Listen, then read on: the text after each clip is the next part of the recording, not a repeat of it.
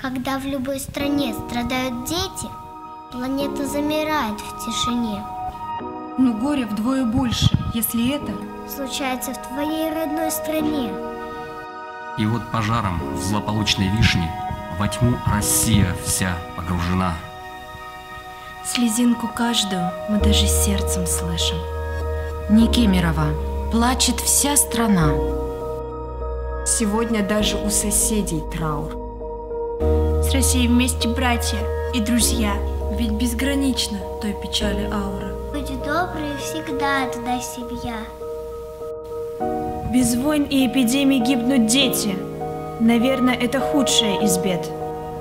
Не это ли тот самый конец света, которым нас пугают много лет? Венки и свечи – это тоже важно, и искренние слезы не унять. Но ужас в том, что завтра может каждый своих детей отправить умирать. Стоят могилки в строевом порядке, кресты у изголовья молодым. И плачут миллионы, не десятки, объединил народы мрачный дым.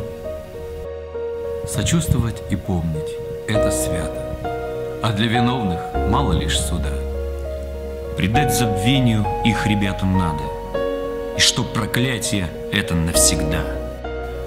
Пожар лишь случай, но вина – система. Беда настигнуть может и других. Обязаны поклясться мертвым все мы, что не допустим случаев таких. Ну а сегодня траурному маршу пред музыкой любой приоритет.